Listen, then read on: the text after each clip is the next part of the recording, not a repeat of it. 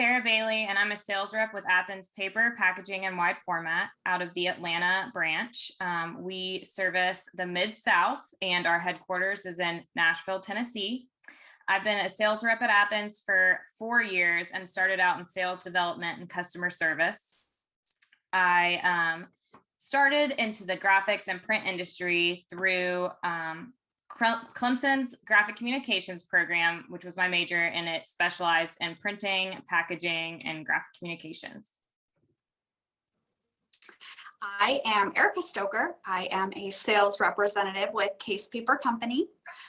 I work out of the Chicago office, so the Midwest sales region. We also have converting plants in Philadelphia, North Carolina, Florida, California, Chicago, and we just recently acquired a laminating company, which we can also convert out of. It's our Case Makes facility in Indiana. Our corporate headquarters is based out of New York, and that is just a sales and corporate office headquarters division, so no converting there. I have been with the company 10 years, going on 11 in July, so been quite some time, but paper's always been in my blood. I'm third generation Case Paper, so my grandfather and my father were both Chicago division employees for Case Paper. Awesome. So our first question that we're going to discuss is how can we speak to the supply chain disruptions that came as a result of the pandemic? I feel like we could spend a whole day talking about this. Yes, I know. One of the first things I think that we can, attribute some of this to is importing. Importing just the supply that comes in for a lot of merchants on the importing side is huge, and it's been extremely disrupted. Whether it's containers, waiting overseas, whether it's things that haven't even shipped yet, but it's also caused a backlog domestically. It's forced a lot of people to really pull from domestic inventories and kind of, scale back on the imports and what's coming in from there. It's caused a little bit of a supply chain issue. Yeah, I completely agree. And kind of to add to that, there was some capacity reduction from the mills too, due to COVID. I think COVID and the pandemic sped up these closures or conversions of machinery to other like packaging products or corrugated due to the increase in e-commerce. So that as well, paired with it, is causing the demand is by far outweighing the supply, and it's caused it's been really difficult to keep the supply in stock and to manage the supply within our organizations. It's like that silent culprit, I feel like we could call it. It was like early 2020, right after the pandemic hit. There was so many mills that really just started to, silently close because the demand just wasn't there. So the whole market didn't even, really feel the impact from it. And then all of a sudden speed up to when the demand really picked up this past year. And those closures really did have a huge impact. And it's conversations that we're having all day with our customers, just kind of reiterating why we're having these shortage issues, that it's not so much anything that we did as a company or didn't plan for. It was just out of our control, and due to the demand spiking again and the supply being reduced and difficulty getting the imports in that we're used to and relied on. As merchants, how have you adapted with the shifting industry landscape over the past 2 years? So I think one of the biggest things that I've made sure to do is just be in constant communication with my customers and get them all the information that I can get them, and be completely open and honest about not really knowing the ETAs, not knowing exactly what's going to happen. You can't sugarcoat what's going on and say it's going to get better next month, because it's looking to continue to be an issue through the end of the year and possibly into 2023. Also dealing with like managers' approvals of, giving specific inventory to your customer. One customer could wipe out an entire SKU through the whole company.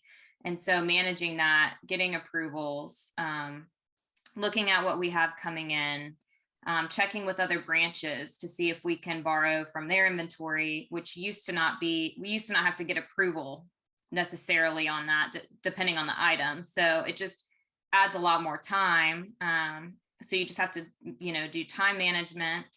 And I think, it's weird because we're not making cold calls like we're used to, trying to get new business, because we don't have the capacity to support any new business. And I'm sure you're seeing kind of the same thing. It's like that.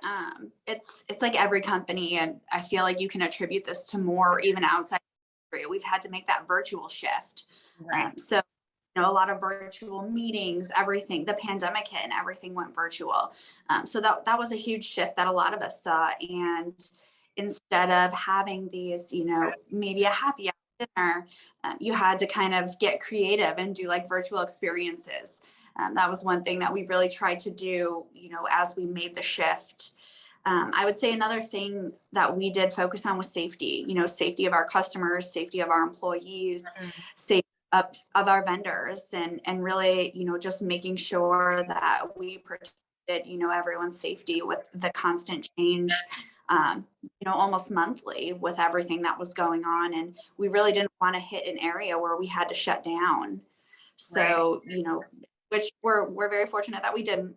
But that was a huge shift, safety and a work from home program, and also preparing to, circumvent anything that comes our way in the future. So we were really ready to jump back in. Right. And, I think it's been for every industry difficult to find employees and to stay fully staffed. So that's kind of been something that has been difficult to manage, whether it be drivers or warehouse employees. And so I just feel like before we didn't have as many issues with that, but after the pandemic and with everything kind of getting way busier again, it's been, we've had to adapt and start doing and pulling weight in other areas that we might not have before. Yeah, absolutely. I know we started picking up a little bit of like contract converting. We've really been using, a lot of the tools that we're good at, and finding, new ways to help our customers. So maybe instead of getting them paper, they can get the paper, they just need to get it sheeted. So, we've really tried to shift our way of thinking and get creative. Right. And a lot of mills are, reducing SKUs or some make items. And that has definitely been conversations that you've had to have with customer to go switch from something that they might not make any longer to what can we now get that could fill that void that you were using that paper on. And just having to say no to customers in certain situations if you don't have the paper, can't give them the entire amount that they're looking for, which is weird to do as a sales rep, because you want to take everything and get every order. So it's been like a weird transition for me to get used to kind of seeing what we can offer, what we can do, and how we can prep for larger orders. Yeah, absolutely. It's like that focus of communication, like you talked about at the beginning. We've really just, focused on communicating with our customers, planning ahead. Planning ahead has been huge, getting them to understand what they need and when they need it. Obviously keeping in mind we're still recognizing the reality of the limited supply chain, but that constant communication and planning has been key. What trends have you observed relative to the supply and purchase of paper? The biggest of all, less price driven. I cannot believe where all these prices have come from, where they're going. It's just insane, but people need paper. So that's kind of a huge trend. It's like, what can you get me? It doesn't even matter how much it costs. Just how can we fill this? When is it going to be here? Very price driven, or very non-price driven, and even non-brand specific, or grade specific. Someone needs some flow gloss cover. Maybe they would take, some matte or some dull. Just getting really creative and substituting, anything they can, just to make sure that they can get the job done for their customer. Right. And just like understanding what it is they're trying to do and seeing what you do have in anything that you can offer. People that normally are using, an opaque might have to use some sort of text and cover option. And that is happening. And it's crazy because the price difference is significant, but people need to print and need to keep their machines going, and their customers need product. So it's been, where that would have never happened in the past. It's something that people are considering now. Absolutely. And I mean, single sourcing and allocations. I mean, there's so many different things, that you can look at trend wise. I mean, allocation management, at least on my end, has just been so intense, making sure that I have everything, that my customers need, that they're filling out their allocations, constantly tracking when getting, what they're supposed to have, and keeping in communication on that. I know it's and it is difficult to manage those allocations and communicate them, especially in the beginning when we were implementing them. It was hard getting those allocations from not only the mill, but us then having to allocate it to our customers. It's hard because they want everything that they can get, and we can't always do that based on allocation numbers. Where do you see the industry going in the next 3 to 5 years? So I think where we had a lot of customers that would be single sourcing their paper from one specific merchant are realizing that they might need to spread and look at different, pulling from different merchants on both sides because of the supply chain issues, but also looking at different mills and brands from what they were used to, and just being open to using what's available. Less traveling, work from home is kind of become the norm in a lot of places. Like some customers that I used to be able to go see have their customer service completely working from home, or, and it's just production. So it's just different.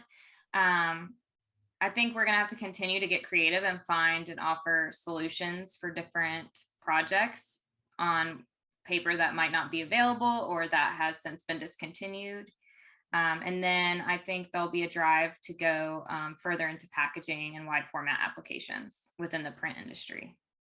Yeah, absolutely. And I mean, we can touch again on that. The first one you brought up, I mean, less in-person meetings or less travel. They're still going to be important, and they're probably always going to be there. But what does that mean frequency wise? The frequency of that is probably going to change. Maybe you used to make sure that you saw a customer every single month, and that kind of trickles down to every couple of months, because those in between months can kind of just be handled with a virtual call. So it will just be interesting to see kind of, where that adapts and changes, next couple of years unfold. So our final question is, why are you particularly passionate about the paper industry? Oh, I feel like my go-to is always the relationship, but I feel like you can have that anywhere. It is different in the paper and packaging industry. I mean, it's very relationship driven, and it is nice to, have those relationships. But I think for me, the main thing is like the challenge, the excitement, the opportunity to grow, to start with something small and then go into a Target and see your pack that you worked on the shelf, when it was just a flat sheet of paper. So I think the challenge, the uniqueness of our industry, the constant change is what excites me the most. It makes me really passionate about what I do. It gets me excited, to start my day when I don't know what's coming at me. Every single day is different. Every single day, something changes. Really have to be on your toes, prepared for everything. And I like helping people. So I think like helping to find solutions, helping to provide options. That's what I'm most passionate about. What about you? Yes, I to echo on that, I think too, like just being a problem solver and being there for that person to help give them any support that they need, make their job easier, and just support them and come up with creative ideas. And I love, just like you said, seeing the projects from the paper that you sold come to life. from the idea to coming up with what's the best option, and then to finally seeing it out, at the store or in the airport. And so it is a really cool industry to be in. And there's so many different things that these printers can do. That's just really awesome, that it's fun to kind of see their capabilities. And then again, relational, like making a cold call and seeing that come to a relationship that lasts for years, and where you rely on each other for help and problem solve together. So I think, every day is different, like you said, and that's what makes it fun and exciting and challenging. And I've really enjoyed it the past 6 years. So, and look forward to it moving forward into the future.